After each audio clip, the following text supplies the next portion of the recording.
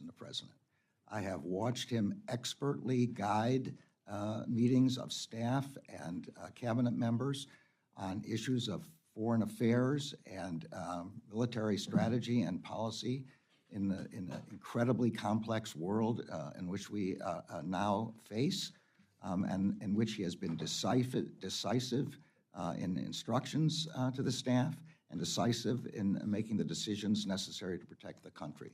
Likewise, with respect to domestic policy discussions, these are intricate, complicated questions that he has guided all of us through in order to reach results that are helpful and important and beneficial to the American people. I could not have more confidence in the president.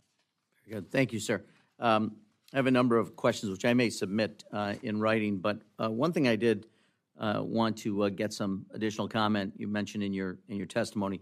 In addition to my role as an appropriator, I'm proud to serve as the ranking Democrat on the Committee on House Administration, which has jurisdiction over federal election reforms. In July of 21, the Department of Justice launched a task force to address the rise in threats against election workers and election officials. In addition to threats of violence and intimidation, our country's election workers face new and unique pressures driven by the rapid spread of misinformation by extremists. With less than 8 months before the general election, can you provide an update on the activities of the task force and the department's plans to ensure the election workers are protected from threats? Yes, thank you. As I said in my opening remarks, I think the threats to election workers, particularly the volunteer election workers, but obviously also the secretaries of state and the appointed administrators, this is a real threat to our democracy to have the people who are running our elections afraid to continue their work. And so I have personally spoken to all of our United States attorneys by video and in addition in person during our conferences. The FBI has agents devoted to this issue, and we have this task force that you're talking about. We have prosecuted more than around 20 cases now, many of which have yielded significant sentences, and we have investigated many, many more and disrupted other kinds of threats. So we are completely seized with the importance of preventing, deterring, disrupting threats against our election workers. Very good. Thank you, sir. Mr. Chair, I yield back. Mr. Clyde. Thank you, Chairman Rogers. Attorney General Garland, as I understand it, the Hatch Act generally prohibits federal employees from lobbying Congress on legislation while on the job. Last week, when the House was considering legislation to reform and reauthorize the Foreign Intelligence Surveillance Act, did you or anyone in your office make phone calls to members of Congress urging them to oppose the Biggs Amendment to require the government to obtain a warrant prior to spying on American citizens through FISA Section 702? A yes or no will suffice. The Hatch Act and the Constitution permit the members of the President's administration to speak with members who are interested in questions about the effect of legislation, just like you are asking me today about effects. If we ask, that's one thing, but if we don't ask and you actually reach out, that's a different thing. That does not violate any law of any kind. Okay, so will you answer my question? Yes, I discussed the vital United States interest in extending 702 with members. How many members did you call? I'm not going to get into my conversations with members. I'm not asking about the conversations. I'm asking about how many members did you call? I'm not going to get into that question, but I'm telling you there is nothing unlawful. This is the basic. On March 3rd, 2024, at the Tabernacle Baptist Church in Selma, Alabama, you made comments regarding our country's elections and election security laws passed by various states. Specifically, you claimed that democracy was under attack by, and I quote, discriminatory, burdensome, and unnecessary restrictions on access to the ballot. Attorney General, do you believe requiring an ID to vote in a federal election is discriminatory? Yes or no? I spoke at the just yes or no. iconic church from which the March for Voting Rights began. Just a yes or no will be fine. The answer is the Supreme Court's decision says that undue burdens on voting rights caused by voter IDs can be unconstitutional, but that the burdens. That's right. That's what the Supreme Voter ID can be unconstitutional. It can be, depending on the burdens and the discriminatory way in which they are taken. This is, Okay, so do you think it's important to positively identify every voter to ensure that they are a legal voter? I think, as you called it, a legitimate voter. no. You have to be a United States citizen. You have to meet the qualifications for it to be a voter. It's important that only those people vote. So how do you prove that? I mean, how do you prove what a person is if you don't require ID of that? I mean, how do you prove what a person is if you don't require ID? I mean, you require ID to get on an airplane. They're not going to let you on an airplane. I Well, don't know what unless your you're illegal, I experience has guess. been, but I have voted every year my entire life, and I've never been asked to show an identification. I have always been asked to show Well, identification. then we have, but I Wow. somehow the democracy So, has gone on without Attorney that. General Garland, do you believe that illegal aliens residing in the United States should be allowed to vote in federal elections? Yes or no? No. All right, great. We agree on something. Other than U.S. citizens, are there any other legitimate voters? You have to be a U.S. citizen to vote in a You federal must be a election. U.S. citizen. Okay, great. All right. I ask unanimous consent to add this to the record, Mr. Chairman. Thank you, sir. This is a poster found in the city, outside the city of Matamoros. It was posted around the migrant camps, and it is a poster from HIAS, the Immigrant Aid Society. And this particular poster says, the Resource Center is a 6-unit complex that is home of HIAS. And at the very bottom, it says, reminder to vote for President Biden when you are in the United States. We need another year of your mandate to stay open. That's what this poster says. Reminds illegal immigrants to vote for President Biden. So, is the Department of Justice concerned about illegal aliens voting in federal elections? The Department of Justice is concerned about any illegalities with respect to voting. I've never seen that poster. I've never heard of that poster. That's the first time I've ever heard anybody even mention that poster. Well, now you have. So, if any non-citizens vote in federal elections, are you going to prosecute them at the federal level? Anybody violates the voting laws, and if there are federal voting laws, then and we will investigate and prosecute as appropriate. All right, that's good to hear. I appreciate that. With the additional money you asked for the Civil Rights Division, I hope that you prosecute illegal voting. Now, last year you promised to provide the prosecution of crime statistics for the city of Washington, D.C. for the last 5 years. It was a question that I asked you. I have not yet received them. So I'm asking you again today, do you commit to provide these statistics, the prosecution of crime statistics for the city of Washington, D.C.? Will you provide these in the next 30 days? I will ask my staff to get in touch with yours. I don't know what the problem is with respect to providing those. It doesn't seem like there should be a problem. Okay, great. Thank you. I appreciate your commitment to provide them, Attorney General. And my time's expired, and I yield back. Attorney General, you have the power to free Julian Assange.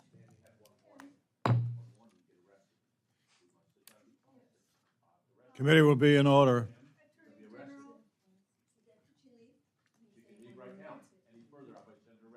Free Julian Assange. Freedom of the press is so important. Free Julian Assange. Free Julian Assange. Free Julian Assange. The chair reminds our guests that disruptive demonstrations from the audience are a violation of House rules. Any additional disruptions will require law enforcement to remove protesters from the room and restore order.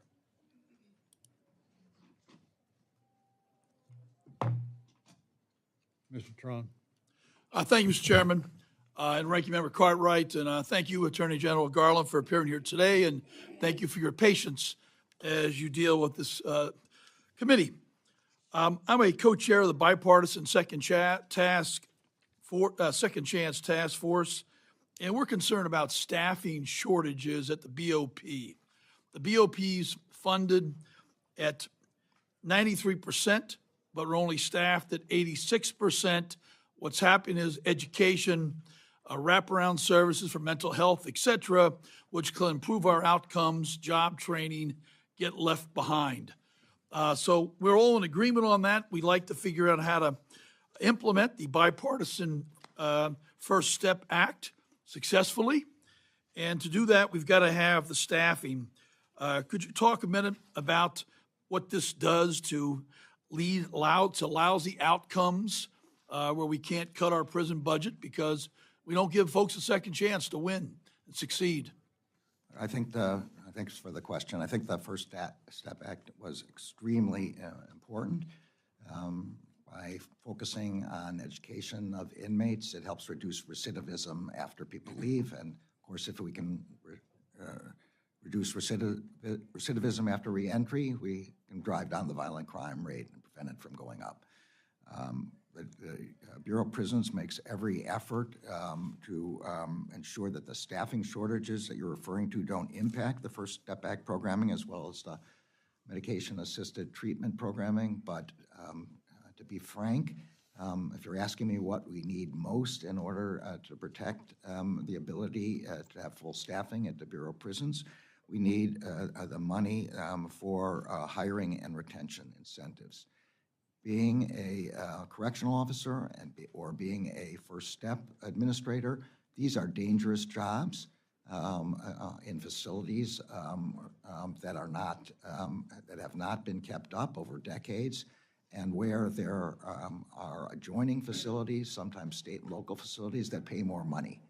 So I'd say if you're asking me for the one thing that will give us a better chance here for the First Step Act and for the Second Chance Act, it would be to give us the money that we're requesting, which is $205.4 million for hiring and retention incentives. So quite simply, the dollars that you give you, the proper amount of money, will result in saving millions, tens of millions more down the line by cutting recidivism. I do think that the money we have to provide more incentives for people to stay on the job in the Bureau of Prisons means that the chances of reducing recidivism will increase. That sounds like a smart investment to me. Second quick question. 75% of BOP inmates do not have a photo ID when they leave prison. They can't secure housing, apply for jobs, open a bank account, federal benefit programs, etc. The Bureau is addressing this by providing some IDs to U.S. citizens now.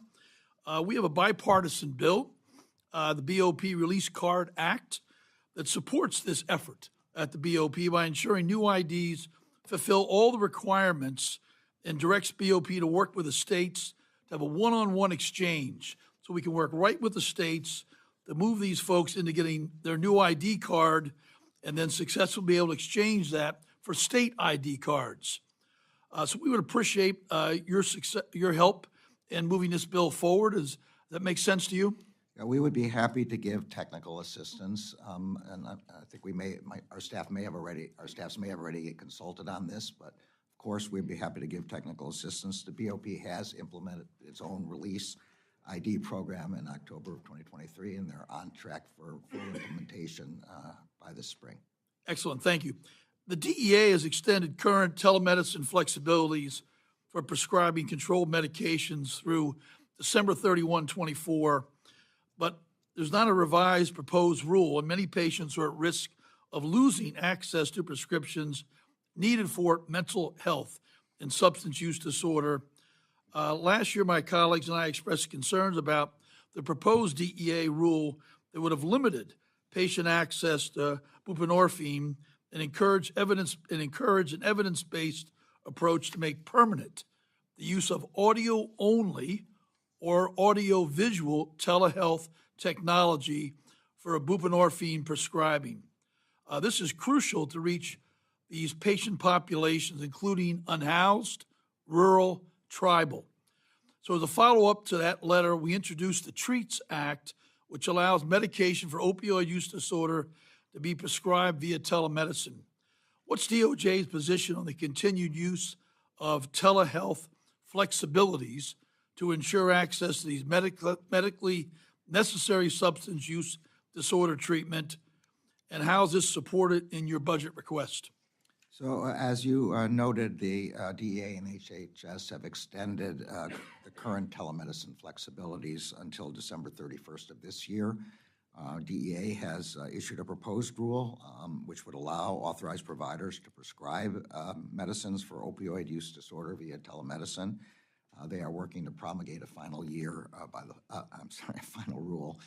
by the fall of this year. Okay, excellent. Thank you very much, Just quickly, restrictive housing, otherwise known as solitary confinement, outdated, inhumane practice, often used way too far too often. We believe the BOP has been dragging its feet to reform this area of restrictive housing. In the past 10 years, DOJ has conducted studies and task forces to improve restrictive housing, yet we failed to make any progress. What steps can DOJ and BOP take together so we can make this more effective and improve restrictive housing policies? Well, the new BOP director is very much committed to what you're talking about. BOP recently published a proposed rule on discipline designed to reduce the use of restrictive housing for disciplinary segregation. BOP is trying to hire more psychologists and provide de-escalation training, which would help reduce the need for restrictive housing. Excellent. Thank you very much. I yield back. General Garland, if you would please move the microphone closer to. Oh, I'm sorry. To you. We're having a little I don't know trouble if I can hearing. move I can't move the microphone. Mr. Klein. Thank you, Mr. Attorney General, for being here. I listened with interest to your opening statement, and I have to say I'm concerned that your actions are speaking louder than your words, especially when you say there's not one set of laws for Democrats and another for Republicans. My constituents and many Americans are watching your actions, which are speaking louder than your words when it comes to, there really is a crisis of confidence in this country and your department being created by the dual treatment of American citizens depending on their viewpoints or their political positions or their political offices. Whether, as your department is currently prosecuting a former president for handling classified documents, your office, and I'm assuming you personally, declined to take action against President Biden for his willful mishandling of classified documents. I appreciate you making the report of Special Counsel Robert Hur public, as was done historically with every other special counsel. Did you review the report prior to its release? Before I released it, yes, I read it before Okay. I released it, yes. Did you approve of the recommendation? Obviously, you approved of the recommendations because you have it within your power to prosecute, correct? I'm not going to comment or editorialize on the special counsel's report. I promised I would release it. I did release it. The report speaks for itself. The special counsel sat for something like 5 hours worth of testimony on the subject, and any question about results he reached could have been asked. So you won't say whether you concur with the conclusions? I will say, as I said at the time it was released, that I was not going to editorialize or comment on the report. I think that's inappropriate for an attorney general. So you won't agree that Biden would have come across to a jury as a sympathetic, well-meaning elderly man with a poor memory? I've said before, and I'll say again, with respect to the report, that it's improper for the Attorney General to editorialize. You've talked about I take that separately from the question you're asking, and if you're asking me about my own observations about the president. No, you testified to that fact, and I yes, heard I you have the first complete time. confidence in the president. Have you ever seen evidence of impairment in your meetings with the president? I'm sorry. I've testified, and I'll repeat again what I just said. Well, that's I've different than seen- my question. Well, I have seen the president effectively guide the members of the department, of his cabinet, and his military through. But you won't say you've ever seen any impairment on his part? The president has no impairment. The president. You've never seen any? I don't know how many ways I can say this. Okay. I have complete confidence in the president, and I reject your characterization. Okay. Let's talk about the audio recordings of Special Counsel Hur's interviews with President Biden's ghostwriter, Mark Swaniker. You're in possession of those, correct? Justice Department is possession of them. Has the White House been permitted access to those recordings? I don't know what Mr. Hur provided, but I expect that the answer is yes. So they have access. Let me let you know, well, maybe you're aware, how many times the Judiciary Committee has asked for those documents, for those recordings? I know that the Judiciary Committee has asked. We have sent a letter explaining our position with respect to the recordings. Three times. We have provided transcripts of the recordings. Mr. Hur has testified about his observations during his interviews. These are interviews of a witness. It is a longstanding practice of the Justice Department to keep these kinds of documents confidential in order to not chill future investigations. Confidential, but you provided copies to the White House. They're this is the witness, the witness's own. Do you normally provide interviews. witnesses in investigations access to their recordings of their interviews? Sometimes we do and sometimes we don't, but here there are, as you well know, there are privileges to be with respect to national security and other information that were addressed in those recordings and in the interviews. The transcripts themselves had to be cleared through an interagency process. You know that because we said that in the letter to the committee. Okay, so in my 20 seconds, I want to ask about something you answered to Congressman Clyde. You said following the court's rulings that IDs to vote can be an undue burden. Do you know of an example, or is there any case in which you would consider a photo ID to not be an undue burden? Say if it's a free ID given to everybody. You have a very good example. There was the case in which the Supreme Court noted that there was free IDs completely available to everyone without discrimination. In those circumstances, the court upheld the law. Yes. And you well, I follow the law and agree with that And decision. whether I agree or not, it's the law, and the rule of law requires us to follow it. And that's not what I'm talking about here. All right, thank you. I yield back. The subcommittee will stand in recess, subject to the call of the chair.